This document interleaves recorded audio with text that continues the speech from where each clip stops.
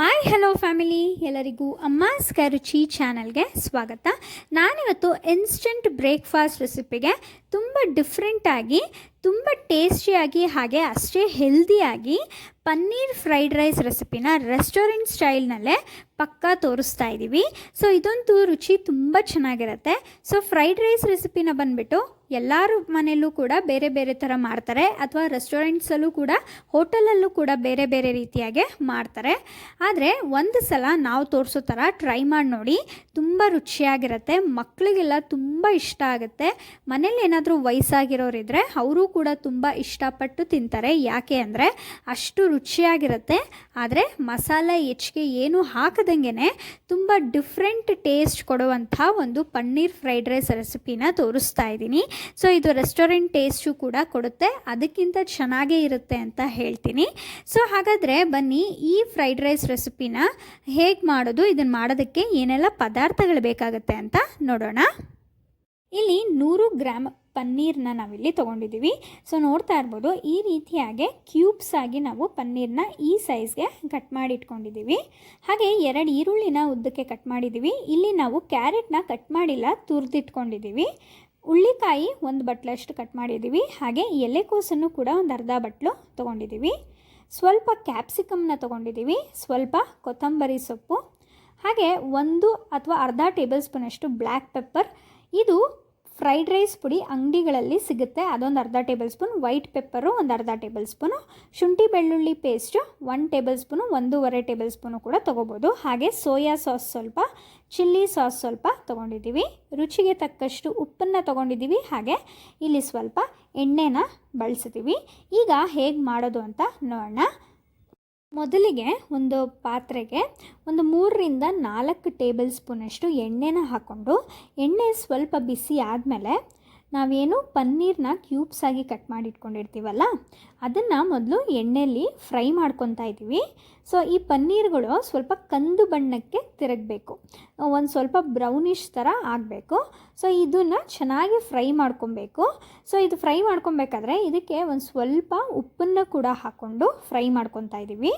ಈ ರೀತಿ ಪನ್ನೀರ್ನ ಮೊದಲೇ ಎಣ್ಣೆಯಲ್ಲಿ ಫ್ರೈ ಮಾಡ್ಕೊಳ್ಳೋದ್ರಿಂದ ರುಚಿ ತುಂಬ ಚೆನ್ನಾಗಿರುತ್ತೆ. ಸೊ ನೋಡ್ತಾ ಇರ್ಬೋದು, ಇದೀಗ ರೆಡಿ ಆಗಿದೆ. ನೋಡ್ತಾ ಇರ್ಬೋದು ನೀವು, ಕಲರ್ ಚೇಂಜ್ ಆಗಿ ಕಂದು ಬಣ್ಣಕ್ಕೆ ತಿರುಗಿದೆ. ಸೊ ಇದನ್ನು ಒಂದು ಪ್ಲೇಟಿಗೆ ಎತ್ತಿಟ್ಕೊಂಡು, ಈಗ ಅದೇ ಪಾತ್ರೆಗೆ 1-2 ಟೇಬಲ್ ಸ್ಪೂನಷ್ಟು ಎಣ್ಣೆನ ಹಾಕಿ, ಈಗ ಉದ್ದಕ್ಕೆ ಕಟ್ ಮಾಡ್ಕೊಂಡಿರೋ ಅಂಥ ಈರುಳ್ಳಿನ ಹಾಕ್ಕೊಂಡು ಚೆನ್ನಾಗಿ ಎಣ್ಣೆಲಿ ಫ್ರೈ ಮಾಡ್ಕೊತಾ ಇದ್ದೀವಿ. ಈರುಳ್ಳಿ ಏನು ಫುಲ್ಲು ಕೆಂಪಗಾಗೋವರೆಗೂ ಹುರ್ಕೊಳ್ಳೋ ಅವಶ್ಯಕತೆ ಏನಿಲ್ಲ. ಒಂದು 50% ಈರುಳ್ಳಿ ಫ್ರೈ ಆದರೆ ಸಾಕು. ನೋಡಿ, ಇದೀಗ ಆಗಿದೆ. ಈಗ ಇದಕ್ಕೆ 1 ಟೇಬಲ್ ಸ್ಪೂನಷ್ಟು ಶುಂಠಿ ಬೆಳ್ಳುಳ್ಳಿ ಪೇಸ್ಟ್ನ ಹಾಕ್ಕೊಂಡು, ಇದನ್ನು ಕೂಡ ಹಸಿ ವಾಸನೆ ಹೋಗೋವರೆಗೂ ಚೆನ್ನಾಗೆ ಫ್ರೈ ಮಾಡ್ಕೊಬೇಕು.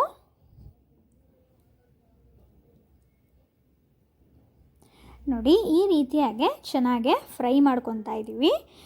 ಶುಂಠಿ ಬೆಳ್ಳುಳ್ಳಿ ಪೇಸ್ಟ್ ಹಾಕ್ಕೊಳ್ಳೋದ್ರಿಂದ ರುಚಿ ತುಂಬ ಚೆನ್ನಾಗಿರುತ್ತೆ. ಈಗ ಸ್ವಲ್ಪ ಕ್ಯಾಪ್ಸಿಕಮ್ನು ಕೂಡ ನಾವಿಲ್ಲಿ ಹಾಕ್ಕೊತಾ ಇದ್ದೀವಿ. ಕ್ಯಾಪ್ಸಿಕಮ್ ನಾವಿಲ್ಲಿ ಸ್ವಲ್ಪ ಹಾಕಿದ್ದೀವಿ. ನಿಮಗೆ ಹೆಚ್ಚಿಗೆ ಬೇಕು ಅಂದರೆ ನೀವು ಸ್ವಲ್ಪ ಜಾಸ್ತಿ ಕ್ವಾಂಟಿಟಿಯಲ್ಲಿ ಹಾಕ್ಕೋಬೋದು. ಸೊ ಇದನ್ನು ಕೂಡ ಫ್ರೈ ಮಾಡಿಕೊಂಡು, ಈಗ ಇದಕ್ಕೆ ಎಲ್ಲ ತರಕಾರಿಗಳನ್ನೂ ಕೂಡ ಹಾಕ್ಕೊತಾ ಇದ್ದೀವಿ. ಉಳ್ಳಿಕಾಯಿ 1 ಕಪ್ಪು, ಹಾಗೆ ಕ್ಯಾರೆಟ್ನ ನಾವಿಲ್ಲಿ ಕಟ್ ಮಾಡಿ ಹಾಕ್ಕೊಂಡಿಲ್ಲ, ತುರಿದು ಹಾಕ್ಕೊಂಡಿದ್ದೀವಿ. ಇದ್ರ ಜೊತೆಗೆ ಎಲೆಕೋಸನ್ನು ಕೂಡ ಹಾಕ್ಕೊಂಡಿದ್ದೀವಿ. ನೋಡಿ, ಇದು ಚೆನ್ನಾಗೆ ತರಕಾರಿಗಳು ಚೆನ್ನಾಗಿ ಫ್ರೈ ಮಾಡಿ, ಇದು ಸ್ವಲ್ಪ ತರಕಾರಿಗಳು ಬೇಯಬೇಕು. ಆದ್ದರಿಂದ ಒಂದು 5 ನಿಮಿಷ ಒಂದು ಪ್ಲೇಟ್ನ ಕ್ಲೋಸ್ ಮಾಡಿ ಬಿಟ್ಟರೆ ಚೆನ್ನಾಗೆ ತರಕಾರಿಗಳು ಬೆಂದಿರುತ್ತೆ. ಇಲ್ಲಿ ನೀವು ಯಾವುದೇ ತರಕಾರಿಗಳಿದ್ರೂ ಹಾಕ್ಕೋಬೋದು. ನಿಮ್ಮ ಹತ್ರ ಎಲೆಕೋಸು ಇಲ್ಲ ಅಂದರೂ ಬೇಕಾದರೂ ಅದನ್ನು ಕೂಡ ಸ್ಕಿಪ್ ಮಾಡ್ಕೊಬೋದು, ತೊಂದರೆ ಇಲ್ಲ.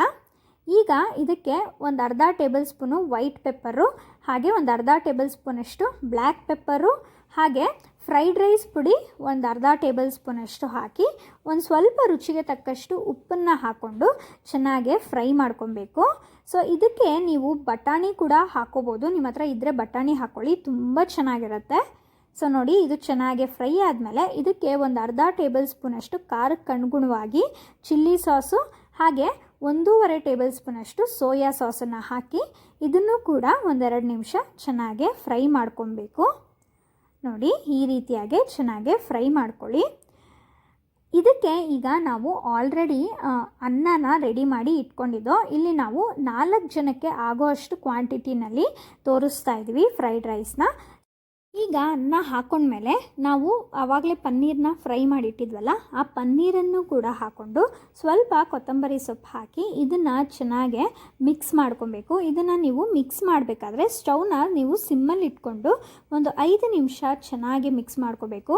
ಅನ್ನಕ್ಕೂ ಎಲ್ಲ ಕ್ಲೀನಾಗೆ ಉಪ್ಪು ಖಾರ ಹುಳಿ ಎಲ್ಲ ಹಿಡಿಬೇಕಲ್ಲ, ಆದ್ದರಿಂದ ಚೆನ್ನಾಗೆ ಮಿಕ್ಸ್ ಮಾಡ್ಕೋಬೇಕು ಇದನ್ನು.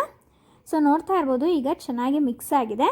ಈಗ ಇದನ್ನು ಒಂದು ತಟ್ಟೆ ಮುಚ್ಚಿ ಒಂದು 2 ನಿಮಿಷ ಬಿಟ್ಬಿಡಿ, ಸ್ಟವ್ ಆಫ್ ಮಾಡಿಬಿಟ್ಟು. ಈ ರೀತಿ ಒಂದು 2 ನಿಮಿಷ ಬಿಡೋದ್ರಿಂದ ಅನ್ನಕ್ಕೂ ಕೂಡ ಉಪ್ಪು ಖಾರ ಚೆನ್ನಾಗಿ ಹಿಡಿಯುತ್ತೆ. ಸೊ ನೋಡಿ 2 ನಿಮಿಷ ಆದಮೇಲೆ ಸರ್ವ್ ಮಾಡಿದ್ರೆ ಆಯಿತು. ತುಂಬ ರುಚಿಯಾಗಿರುವಂಥ ಪನ್ನೀರ್ ಫ್ರೈಡ್ ರೈಸು ತುಂಬ ಹೆಲ್ದಿಯಾಗಿ ನೀವು ಮನೆಯಲ್ಲೇ ಕೂಡ ಮಾಡ್ಕೊಬೋದು.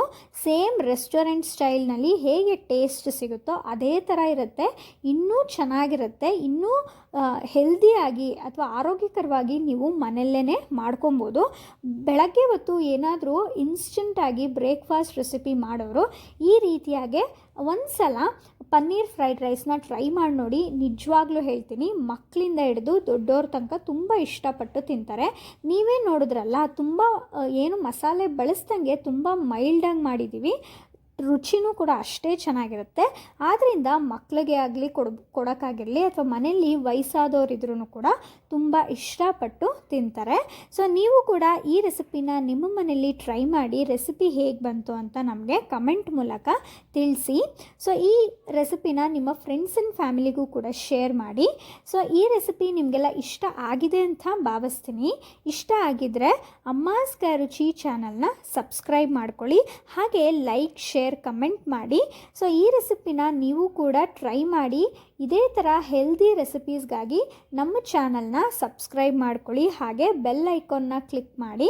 ನಮ್ಮ ವಿಡಿಯೋಸ್ ನಿಮಗೆ ಫಸ್ಟ್ ಬಂದು ತಲುಪುತ್ತೆ. ಮಾಡುವಂಥ ಎಲ್ಲ ಅಡುಗೆಗಳ ನೋಟಿಫಿಕೇಷನ್ ನಿಮಗೆ ಬಂದು ತಲುಪುತ್ತೆ, ನೀವೇ ಮೊದಲು ನೋಡ್ಬೋದು ಅಂತ ಹೇಳ್ತಾ ವಿಡಿಯೋ ನೋಡಿದ್ದಕ್ಕಾಗಿ ಎಲ್ಲರಿಗೂ ಧನ್ಯವಾದಗಳು.